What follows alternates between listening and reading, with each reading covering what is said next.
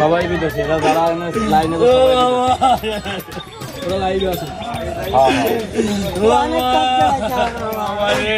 যেটা শুনছি বারাটিয়া উনি ওনার বিবি আর সন্তান শালক তাদেরকে নাকি হত্যা করে উনি পালাইছে, এরকম শুনছি। আল্লাহ বাকিটা আল্লাহ জানে। একজন স্বামী তার স্ত্রীকে এভাবে মেরে মুখের ভিতরে কিছু একটা ঢুকিয়ে তারপরে দুই হাত উপরের দিকে জানালার মধ্যে ঝুলিয়ে রেখে বেঁধে রাখা হয়েছে।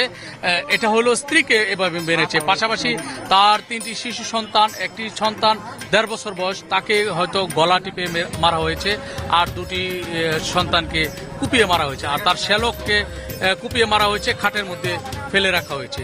এমন দৃশ্য মানে আসলে দেখার মতো না, দেখে ভাষা প্রকাশ করার নাই। কাটার পরে কি হয়েছে তা আমরা জানি না। 9টার সময় কথা কইছে আমার এক ভাই আমার ওই বাড়ির সাথে।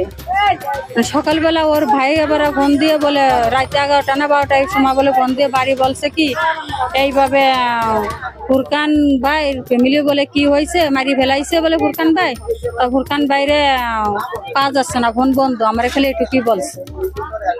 ইতিমধ্যেই আপনারা দেখেছেন যে এখানে 5টি ক্ষতবিক্ষত মরদেহ পড়ে রয়েছে। এটি একটি ভাড়া বাড়ি।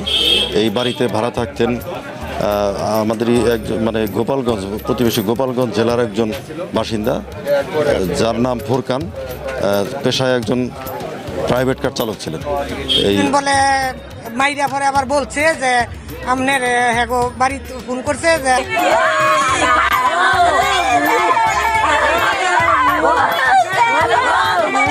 নির্মমভাবে হত্যা করছে।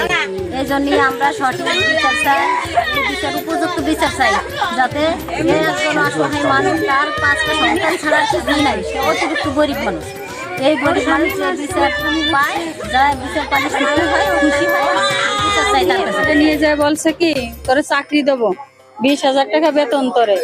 ও আবার চাকরি করতো, গার্মেন্টস চাকরি হতো। সে চাকরিতে ওরে নিয়ে গেছে কালকে বিকেল বেলা, নিয়ে যে তারপরে তিনি তার পরিবারের সদস্য অর্থাৎ স্ত্রী এবং 3 সন্তান নিয়ে এখানে বসবাস করতেন। তো ঘটনা আমরা যখন জানতে পারি তারপরে এসে দেখি যে তার স্ত্রী এবং 3 সন্তানের মরদেহ পড়ে রয়েছে, ক্ষতবিক্ষত মরদেহ পড়ে রয়েছে।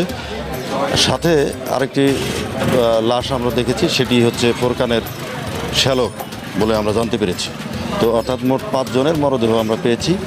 ঘটনার পর থেকেই ফুরকান যেহেতু পলাতক রয়েছে, সেহেতু আমরা ধারণা করছি যে ফুরকানই এই ঘটনা ঘটিয়ে এখান থেকে পালিয়ে গিয়েছে। এবং আমরা যতটুকু জানতে পেরেছি তাদের মধ্যে অর্থাৎ স্ত্রী এবং স্ত্রীর যে মানে পরিবার অর্থাৎ শ্বশুরবাড়ির সাথে তাদের একটা পারিবারিক দ্বন্দ্ব বিদ্যমান ছিল, এবং যেটা নিয়ে তারা বিভিন্ন জায়গায় বিভিন্ন থানায় মামলা মোকদ্দমা করেছে বলেও আমরা প্রাথমিকভাবে জানতে পেরেছি। তো সেই সমস্ত পারিবারিক দ্বন্দ্বের কারণেই, কলহের কারণেই এই আজকের ঘটনাটি ঘটে থাকতে পারে বলে